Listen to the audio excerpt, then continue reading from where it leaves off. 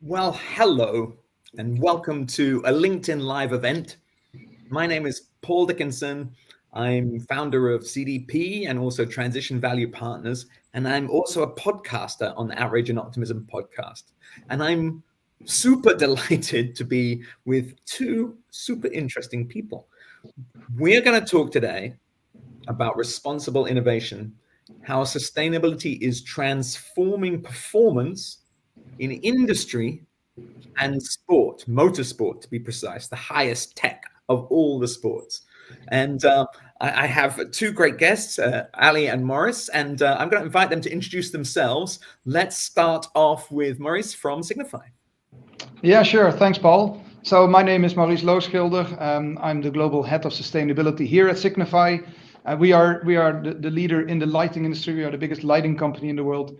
And I've been working for Signify for over 20 years. So I know the lighting sector and the innovations in lighting pretty well. Very cool company, Signify.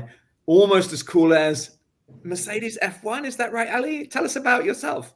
Yes, hi everyone. I'm Ali Ashpatel. I'm head of sustainability for the Mercedes-AMG PETRONAS Formula One team. So I joined the team about 2.5 years ago, and it was a little bit of a change. I've always worked in sustainability, but before I joined Formula One and motorsport, I was in the construction sector, looking at how you could decarbonize the built environment and real estate. And I'm guessing that it must be quite a change going from sort of girders and concrete to like millionth of a millimeter, super high tech, super technologies to super materials, right? Definitely, really interesting move. I think actually what really surprised me was the number of similarities in the challenges between different sectors in sustainability and how you could take a lot of the learning from something that looks initially very different and actually go, there's a lot we can take from both areas. I do know that the construction industry is sort of the kings and queens of project management. So I guess that ability to kind of get engineering done is something that's shared. Now, we three have all just had like the craziest of all weeks, as everyone says, but it's kind of true, in New York at Climate Week. And I guess it's an invitation for us to share with people in the audience who hadn't been there. What was it like? What did you take from it? What was the buzz? What was going on in New York? Someone is gonna. I will go. I think the phrase I heard someone say to me, which really resonates for anybody who's not been to Climate Week, it's kind of sustainability's version of Fashion Week. There is so much going on. I think there are over 800 different events over the 4 or 5 days. And what's amazing about it is it brings together politicians, NGOs, and business in the same room often to have really constructive and collaborative, also challenging conversations about the state of play in sustainability today and how we can actually take positive action to resolve it, which I think is why it's so powerful to kind of convene these groups. Yeah, fully agree with that. It's been a very inspiring week. It was indeed a bit hectic and crazy. There's events all over Manhattan. So it was good for my steps because traffic is really terrible in that week in Manhattan. But yeah, so the theme of this year's Climate Week was It's Time. And you really felt that in all the events and all the sessions that we've been to. Especially, it's not only focusing on action for one actor. We saw really that regulators and policy development needs to speed up to not only increase the amount of renewable electricity generation in the world, but also to increase the role of energy efficiency and double the amount of energy efficiency rate. But it's not only policy development and regulation. We also see that there is a role for companies to keep innovating, to keep working together, co-develop sustainable solutions, make sure that sustainable alternatives are becoming mainstream and more available to all parts of the world. And there's, of course, an important role as well for the financial sector to make sure that the money flows into the right directions, into the more sustainable solutions and companies. So it was very clear from all the sessions that it's not just one actor that now needs to act, but it's time for all of us to accelerate. I mean, I think the Climate Group have done a brilliant job of expanding Climate Week I've been doing this kind of thing so long. I remember I launched Climate Week with the Secretary General of the United Nations and Michael Bloomberg and Steve Howard from the Climate Group in 2009. And then it was just basically the kind of CDP launch in the UN General Assembly. And now it's just grown and grown and grown. Although my colleague Sherry Madeira at CDP had got a photo with Joe Biden and Mike Bloomberg, which was pretty cool. You know, the big hitters are turning out. There is... I agree. I got this atmosphere that things are kind of really moving. I said this slightly rude thing, but a friend of mine said I should say it. It's like we've been kind of, if you'll forgive the phrase, polishing the turd of climate change for a long time. And we're actually now, I think, getting into this mindset of rolling up sleeves, right? And then breaking through barriers. And a lot of that is about working with government. There was talk before this, and I think, by the way, a lot of people went to this Climate Week in New York because maybe less people may go to Baku than went to Dubai. So to some degree, maybe the global business audience is starting to meet separately to the UN. That's an interesting question. But a bit of a backlash on ESG. I think that's kind of politicking and maybe lobbyists. But did you pick up any kind of backlash on ESG, or is it full speed ahead on sustainability? Well, I heard basically both sides. So on one hand, we see that there is more focus on specific items within ESG, where we see in the run up to COP29 a lot of focus on, for example, water programs, nature programs, as well as on energy, the energy transition. But for example, a bit less on energy efficiency. So there's still quite some room to gain there when it comes to increasing these national contributions of the individual members. So we saw that side. On the other hand, from all the companies that were there, CEOs speaking on stage, chief sustainability officers speaking on panels, speaking on stage, they all really re-emphasized the importance of ESG, of sustainable innovation in driving their business model transformations. I've been to a few roundtables where we also discussed the tension between growth of companies and sustainability impact, and how to grow your company sustainably within the boundaries of the planet, as well as in finding new business models that support that innovation. So I've seen both sides in the same Climate Week, Paul.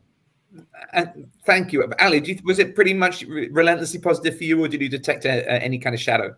I actually saw a huge amount of positivity, and I think, kind of really to echo Maurice's point, that kind of leaning into innovation and really leaning into the power that businesses and organizations can have in solving some of these really big problems and kind of acknowledging them. I think one of the key things I took away from it was that everybody was talking about the need for real transparency. So the need for kind of, acknowledging where it's hard at the moment, acknowledging where we might not have all the answers, but then also kind of using that to say, and here is where we want to innovate in that space and kind of go forward and challenge. So for me, actually, it was a very optimistic and positive way to end. And particularly, I kind of went to a final session I went to before I flew out with Dr. Jane Goodall.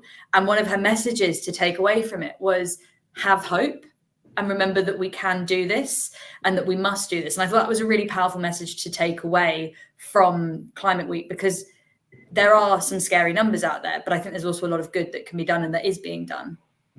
She's such a superstar. I saw her also, and you kind of get this kind of like, there's a relentlessness to her sort of spirit and character.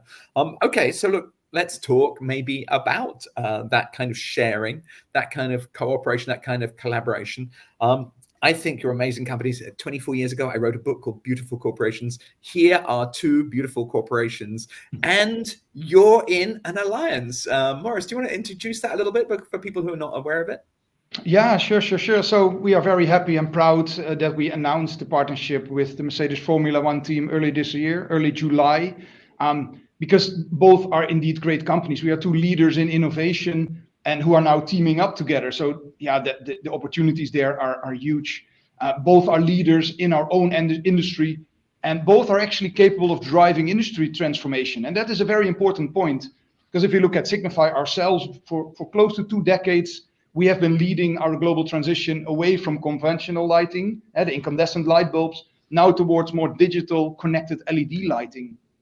And that is important because lighting does play a huge role in decarbonization of buildings.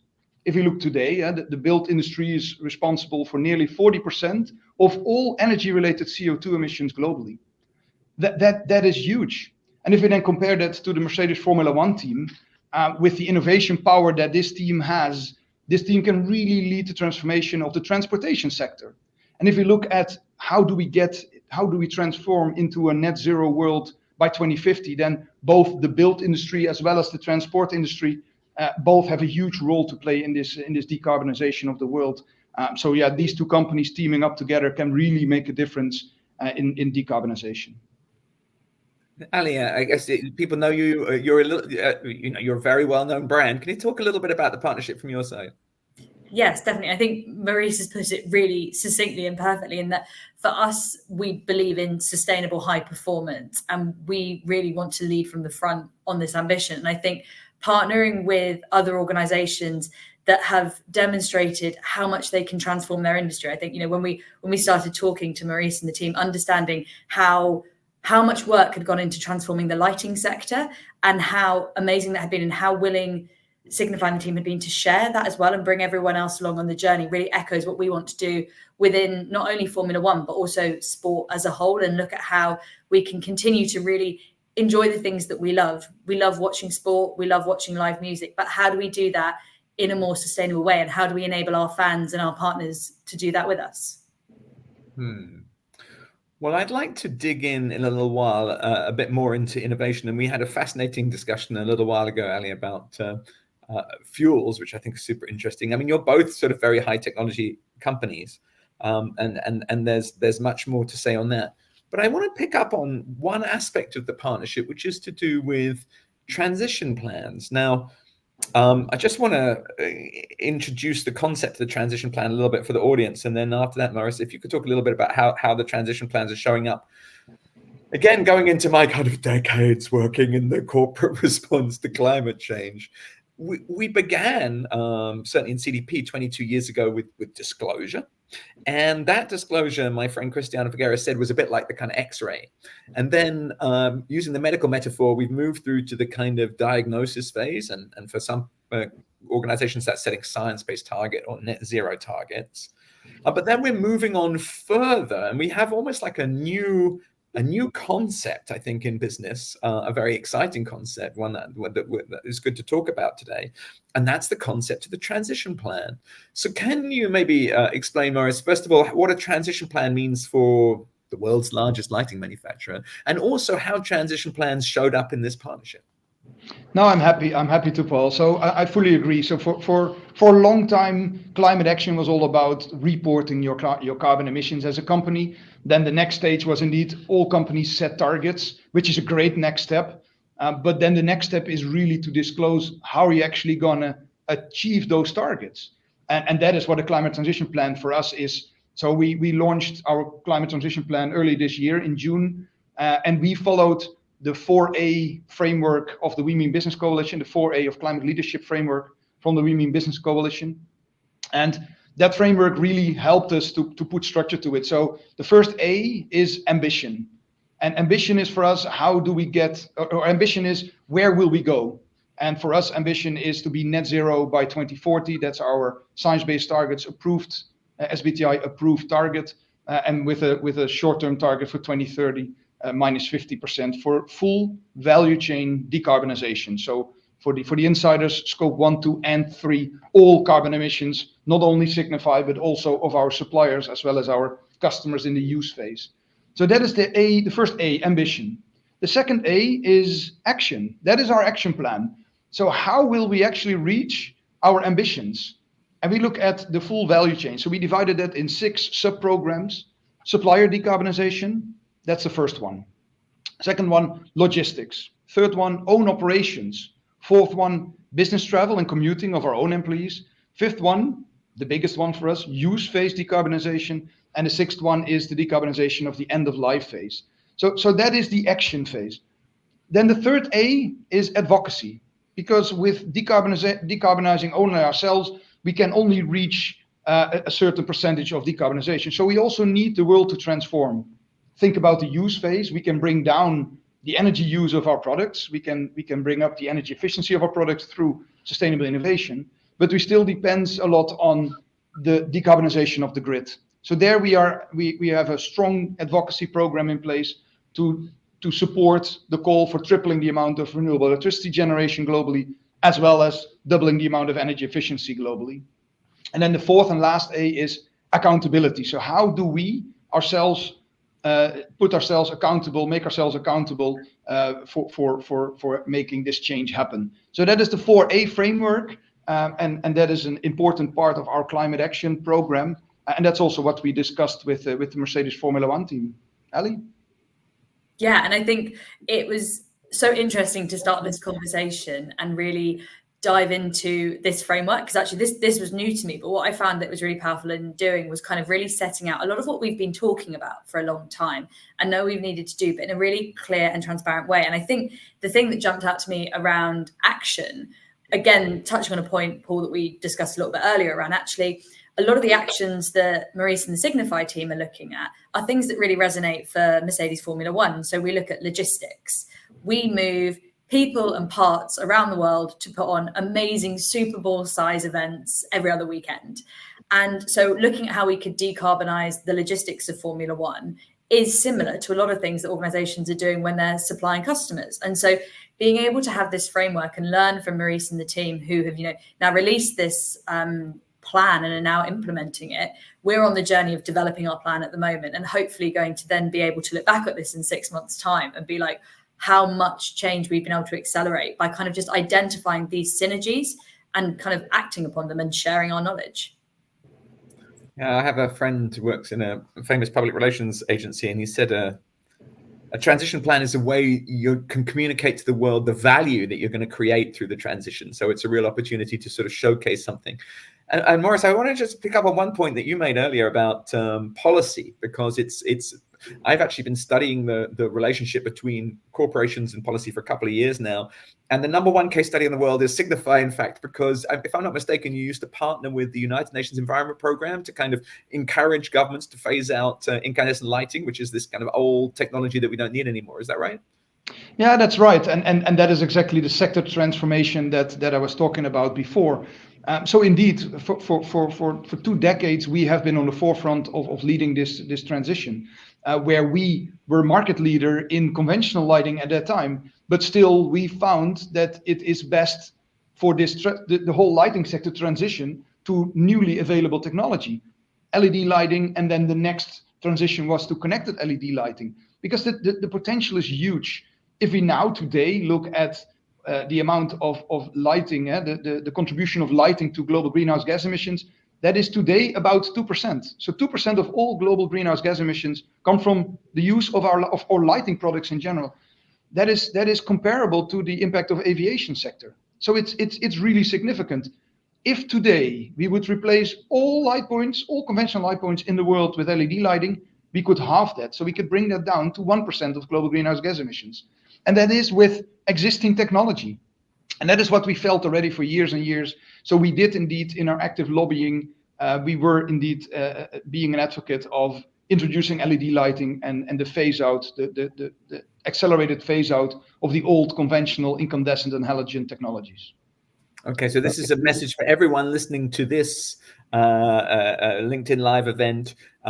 Follow the example of Signify and kind of help make the rules that accelerate decarbonization that are good for your business model. Somebody told me linking innovation, strategy, and public affairs to get outcomes. But Ali, your engineers, although Signify have great engineers in lighting, your engineers are a little bit better known to us. These incredible cars traveling at amazing speeds. Can you talk a little bit about how innovation has been showing up with you? And I'm especially interested in all the way from the engineering through to fuels. What does it feel like to be in almost like a pure innovation company? Yeah, I think it is there's a real buzz, and it's very exciting to walk into a place where we are just full of engineers who love solving a problem. And you give them something really, really hard, and they're going to look at it and they go, I'm going to come up with a way to solve that, and I'm going to do it faster than anyone thought I could. And so there's an amazing, being in the world of Formula One, competition is obviously in everything that we do. And I actually think that's amazing for sustainability, because it really drives everybody forward and it drives innovations. And I think one of the kind of key areas we've been looking at, and this touches right across from logistics through to the cars, is sustainable fuels. So we've looked at when we travel, we fly people around the world so that they can make it to all of the races, and we also move equipment. So we've looked at where we can move that to sea freight where possible to reduce emissions. But we know aviation will always be a part of our business. And so we've done a lot of work to understand what is quite a new and innovative technology called sustainable aviation fuel, which is this amazing drop-in fuel, which is made from waste products and can essentially cut the carbon emission of aviation by around 80% per flight.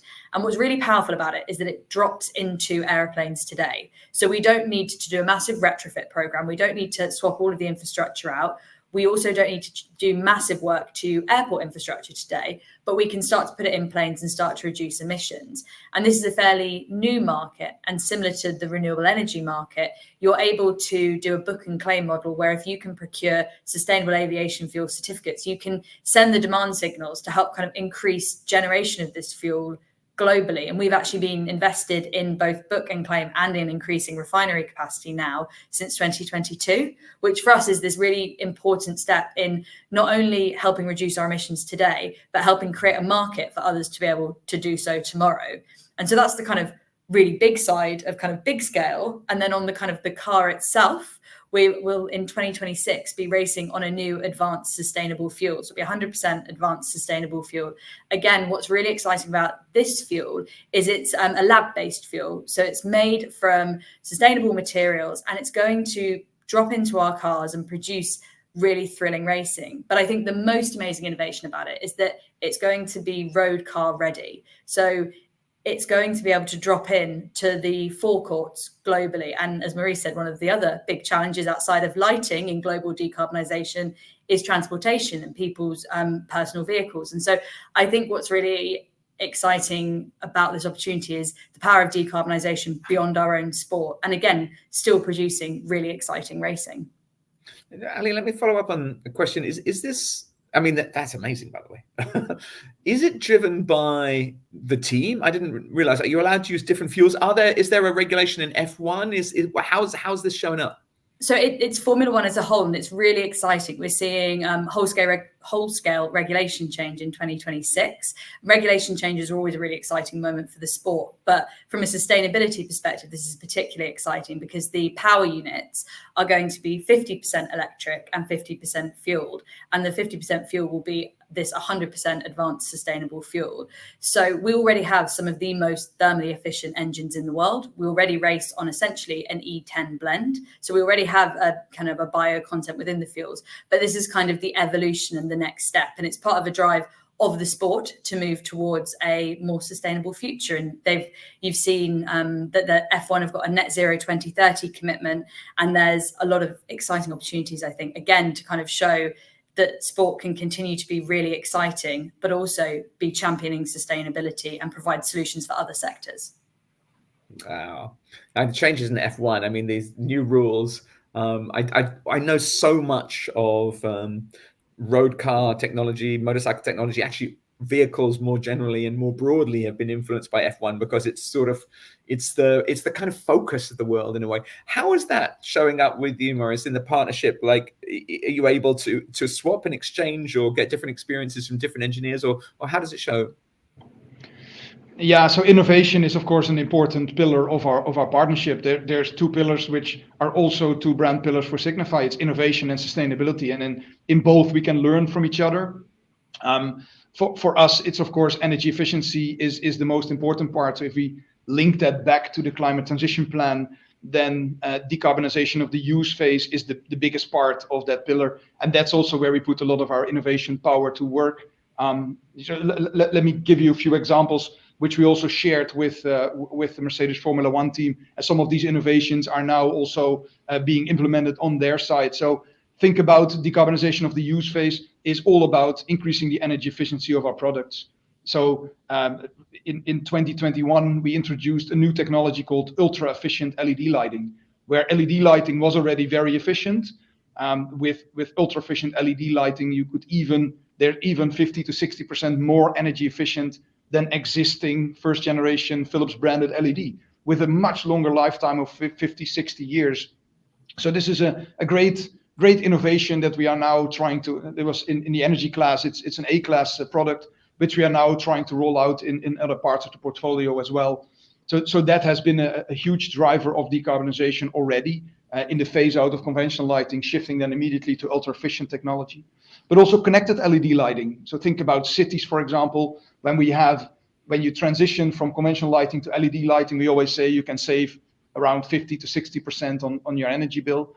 If you then make it connected with sensors, smart systems behind it, you can really save up to 70, 80% on your electricity bill. And that is important, especially also for cities, for buildings. This is super important because that's not only lowering the cost on your energy bill, this is also really bringing down the energy use of cities. And that is especially when grids are becoming more and more congested. We actually, with LED lighting, can free up the grid, and that electricity can be used, for example, for electrification of heating and transport, which are other sectors which also are now being decarbonized, but that will lead to an increase in energy request on the grid. So this is just a few examples. Last example I want to highlight is solar LED lighting, where you really could use the power of the sun, and with that you can decarbonize your electricity use from lighting. And that's just on the use phase. If you look at the material phase, then we're also looking a lot into alternative materials, and that's of course where we also exchange with the Mercedes Formula One team, because they know a lot about materials, about alternative materials. We use a lot of 3D printed technology to use recycled content. For example, old water jugs, water bottles that we can reprint into new luminaires, but also new business models like light as a service, refurbishment projects that we do with customers. That all leads to decarbonization of the material phase, which is also part of our climate transition plan. So on the innovation stage, there's a lot of things going on, which we also mirror on together with the Mercedes Formula One engineers. Okay, so I'm feeling the energy. I've got the Mercedes F1 coming along down the straight. I've got Signify coming along alongside them. They're going into the corner. What's going to happen next? I'm going to feel completely different. First of all, buying my next set of light bulbs, knowing that they're super low energy, 80% less energy, and they're going to last longer than I am. That's kind of a new experience for me. But look, we've got some questions coming in, so let me see what people have to say. First question is super question. Cultural attitudes to sustainability and the environment continue to affect us today. In addition to education and training, how can we work on that, on cultural attitudes? So I think a really powerful thing here that I keep echoing, and I keep saying, and I'm starting to hear echoed back, is that sustainability and performance are actually inextricably linked. And sustainability is about being resource efficient at its heart. And being efficient is great across all aspects of whether it's business or in your personal life and all of these areas. And so I actually think it's partly about reframing that and understanding, seeing sustainability as an opportunity to do things better, to find new ways of working, to find new technologies that we wouldn't otherwise have been encouraged to do. And so I actually think the way to work on it is to reframe it as what is the opportunity for my organization as a result of sustainability and the challenges that we're facing today. Maurice, culture, how does that show up in your thinking about all of this? I mean, is sustainability the name for problems the government can't fix? How does a leading company with such a leader in so many different regards think about the role of culture in terms of your business? Yeah, it's super important. And as I said, there's a role for everybody to play. It's not just governments, it's not just the financial sector, it's also companies and the companies that need to bring the sustainable innovations to the market, but also on the customer and consumer side, they have to play a role, because if nobody buys the sustainable alternatives, then companies will have a hard time as well. So all four actors have a role to play. But when we look at our own company, then employees, talking about culture, employees are a super important part of your company. That determines the company culture. And to share an example of what we do, we have quarterly employee engagement campaigns for all our employees globally about a sustainability theme. So every quarter we have a new theme. Sometimes it's about carbon, sometimes it's about upcycling or recycling. It can be about biodiversity, it can be about anything, about nature, photography contest, etc. Every quarter we make up something new, simply to make it fun for people and also to make sure that everybody understands how they can contribute to creating a more sustainable world. And even if the impact of one individual is very small, it does create a lot of ambassadors, and that's really what we need as a cultural shift. Another example is how we work with our suppliers. So I agree, it's a great question, I agree with education and training, but we also have some reward program in place for our suppliers. So we're actually incentivizing suppliers that are actually showing carbon decarbonization of their operations. And with that, we incentivize them, and the relationship with Signify becomes more beneficial. So that way is also part of culture. So if we can find a win-win to make it beneficial for us as well as for the other party, then that drives sustainability within the supply chain as well. Lots of questions coming in. I'm going to move on to another one, but just to say, certainly CDP, we have a big supply chain program, and sometimes I'm talking to buyers and I say, who pays your suppliers' energy bills? Of course, you pay your suppliers' energy bills. So it's entirely legitimate to look through your supply chain to try and find benefits. Okay, here's a question about performance strategy. And the question is, what are the challenges that you face when integrating sustainability into performance strategy? Is it like, because some people say, oh, sustainability is like a bureaucracy, it's like a problem. And then somebody else will say, well, the richest person in the world, makes electric cars. How does it show up? Is it something that drives the value creation, or is it slowing you down? Yeah, no, for Signify, sustainability is really core to our company. And we see now more and more companies that are integrating sustainability within their company.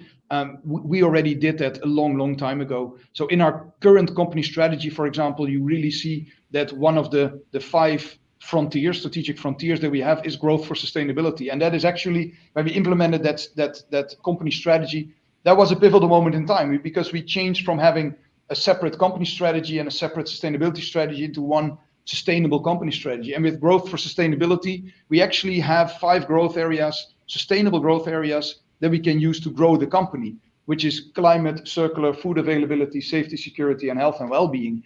And through these 5 growth areas, we also try to grow the company, but not at the expense of the planet. So that double materiality aspect was already in it when we launched it. From that moment onwards, you really see that sustainability was truly embedded also in the performance structure of the company.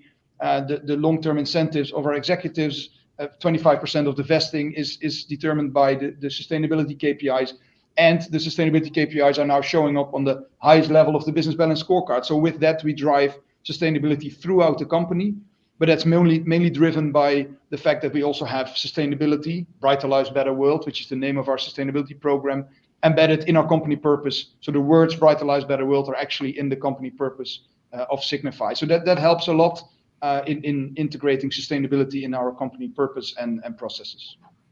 Ali, you're all about performance. Is there a tension between sustainability and performance? Actually, it comes back to, for us, one of our kind of key priorities is sustainable high performance, and actually the understanding that sustainability and performance can go really hand in hand. And I think there's a really great example of this in the transfer of F1 technology to the road. So some of you may have heard of the Vision EQ XX, which was a vehicle that traveled over 1,000 kilometers on a single. You tell us about this. Yes, from Germany. Yeah, it traveled from Germany on a single charge over 1,000 kilometers over the Swiss Alps. So not the easiest terrain in the world to drive. And it did that on a single charge due to the lightweighting kind of expertise that comes from Formula One, due to the powertrain know-how that came from High Performance Powertrains, which is our company up in Brixworth. And so using the technology that drove Formula One competitiveness, taking that and putting that into a performance vehicle that can then do amazing things, delivering amazing sustainability benefits, really echoes back to that point that actually they can go hand in hand in a really lovely way. No, that's a super good. I mean, amazing. I salute you working on a car that goes 1,000 kilometers on a single charge, electric car. That's a bright future. Here's a question that I think is a super question. What lessons are transferable between what you've been learning in other industries? So imagine that you're addressing, I mean, it's actually true. You are addressing hundreds, thousands, maybe of other companies. What do you think is the sort of the takeout, the thing that put that in your bag and take it to work on Monday? One of the things I've found really amazing and helpful is empowering other members of the business who don't have sustainability in their job title to think about it in every decision that they're making, and really, give them the tools, give them the understanding of how this will benefit them. And we've already seen some really great results. We've done a lot of work internally to look at how we can become more resource efficient. And we've now got people reaching out to us from across the business going, hi, I work over here in manufacturing, and the way I'm doing this process, I think I found a way to make this more sustainable, but I'd love you to actually come and walk through the process with me and then tell me if you think I'm right. And that level of engagement is what we need to drive sustainability, because it makes all the difference that people are finding their own solutions, because they're the experts in their area. I'm not the expert in manufacturing. They are. And empowering them to make those decisions, I think, is where we can really then start to see organizational transformation. And any particular hints, Maurice, that you would suggest for major manufacturing companies out there that might be trying to learn from certainly the very positive stories you've got?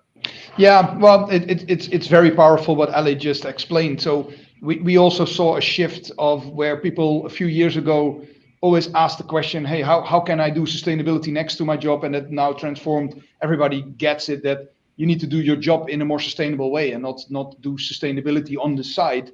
And there we, of course, help our employees to try to translate how their contribution, how they can make a positive contribution. The advice that I get this question more often, what would be a good advice? Setting a target is always powerful. Make sure that you know where you're heading. Focus on where you can have the biggest impact. So stay close to your core competency of the company, and start at least where you can have the biggest impact. Sometimes it's not only focusing on where you have the biggest impact. Sometimes it's also good to focus on where you can have the most visible impact. And the example that I usually use is if you have, 5,000 euros to spend, you can either put it into solar panels on your roof, which probably has a big impact, but you can also phase out plastic coffee cups in your office, for example, which probably has a lower positive impact. But the fact that you then drive and amplify your impact through creating ambassadors, and everybody will see that impact versus some solar panels on the roof. So I think both need to happen. I'm a big fan of solar panels, don't get me wrong, but sometimes it's also good to find that balance between how can you create the biggest impact versus the most visible impact, and that's a trade-off that you need to make for every euro that you spend. Good answers. Now we're supposed to ask tricky questions here, and I have a tricky question for you that's come in, and it's really related to the fact that we all work in sustainability. We all feel very positive about increased efficiency and the benefits, very often financial benefits. But how can I put this? Any deviation from business as usual is a deviation from business as usual. It's maybe a complication for somebody. How can you avoid limiting employee motivations if you're making them responsible for potentially adverse performance that might be caused by a sustainability-driven initiative, at least in the short term? How can you get people to jump those hurdles? Yeah, so I can start, and I think we need both. So you do need your business as usual to make sure that becomes more sustainable. So that is, of course, the first bit. And in piloting new ways which are more sustainable but might maybe lead to higher cost. I mean, sustainability is a long-term game. That's why the word sustain is in there. It's a long-term game, and that is a conversation that we as sustainability managers need to have with our management of the company, because sometimes it's good that you invest in the long term. Think about solar panels. When everybody started with solar panels, they were very expensive and the ROI was really long. Now we see those prices coming down. So sometimes it's good to be the front runner. And as Ali said before with sustainable aviation fuel, sometimes it's also good to be that front runner, although it's currently more expensive than the more polluting option or alternative. It's good to be now that front runner, create that demand, and with that prices will go down. So it's very good to keep that long-term mindset and viewpoint in mind, also for the employees working on projects which might lead, for example, to higher costs. Ali, if somebody's trying to get that car to go 10% faster or brake 10% quicker, and you come along with the sustainability criteria, can it be a challenge for them, or how do they get over that change to business as usual? I think it's about embedding the kind of the sustainability strategy, and kind of Maurice has touched on it with the transition plan right from the outset in the strategy, and kind of weaving it into the decisions that are made along the chain, because it is everybody's responsibility rather than one individual's. And I think it's all about kind of awareness and upskilling, and it does take time, and it's really important that we're kind of very transparent as well with everyone across the organization about what we're trying to achieve. And I think that's where something like a transition plan is a really powerful tool, not only externally, but also internally, because it helps everybody understand where we're going, why we're going there, and the power, and again, the opportunity and the benefit that they will have in the long term as a result of this. Okay, well, we're coming towards the end of the race. It's neck and neck, but I want to bring in a question, which is actually it's quite an interesting question, because it's leaping into a different domain. You're both very well established organizations, with global leadership. Someone is asking here, how can startups and new founders inculcate sustainability whilst not giving up on performance? So how do you take your learning and your understanding to that very unique context? Yeah, let me go first. Let me think about the question a bit. So I think the role of startups and new founders is super important in this transition. And we do see many companies who are focusing on new technologies, think about carbon capturing, etc. There's a lot of startups in that space, and that's where it all started. And we really do need that new innovative companies.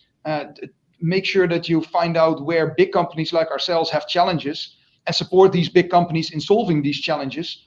I think that is a really good space to be as a startup, as a new founder, and that will definitely be picked up by big companies, because these are problems that we cannot solve ourselves. And with the focus and the agility that a startup and scale-up companies have, that helps big companies enormously in reaching our sustainability commitments. And kind of to build on that, I think it's also recognizing that sustainability progress can be incremental, that you don't need to have every answer at the start of the journey. And I think looking at being really transparent really helps you in this space, because acknowledging where you are today and where you would like to be is super important, and kind of saying, we may not have all the answers today. Here's where we've started on our sustainability journey, because every organization at some point had to start on their sustainability journey. So it is about kind of being incredibly transparent, saying what you've achieved, saying what you would like to achieve, and then owning that story, and then kind of driving that incremental progress, I think, is really important. Okay, I'm going to take the very last word, but can I have a last word from each of you on our last question? A last word on how to persuade colleagues that business and that sustainability and performance shouldn't be inseparable in business strategy. What's your last word on linking those two in an indissoluble marriage? I think I'll take this one first. I think if we can make Formula One racing sustainable and still the most exciting thing that you can see on a weekend, I think it's possible for any organization. And so you can have high performance and you can have sustainability. And Formula One is just one of many organizations that can show this. Good answer, Maurice. Yeah, no, fully agree with that, of course. Doing business in the long term has to be sustainable. So there's no option. And I think all companies should make the transition rather sooner. When we look at the potential that lighting has in decarbonization of the built industry, energy efficiency is really, really core to our company strategy. So really try to find that way in how you can marry your strengths as a company, the opportunities that you have with the needs within your industry. Same goes for material transition. If we keep doing what we did, we will get what we got. And I think it is time now to change that. That is, of course, also the theme of this year's Climate Week. It is very true for our climate transition plan, and I think it's also time for this material transition to happen soon. Yeah, well, no, I mean, both perfect answers, and I would only conclude by saying that there are probably two mega trends in this century, and they are decarbonization and digitization. Technology is helping us to operate more efficiently. The first fuel is, in fact, efficiency. And I certainly know that actually investment in clean energy exceeded fossil energy in 2016, and that it's now like 1.1 trillion into fossil, 1.7 trillion into clean. These are very exciting times, and I want to thank two of the most exciting companies in the world for giving us some time to share your insights from the kind of the white heat of technology in the most exciting time for solving problems in business. So thank you. Thank you. Thank you. Bye bye.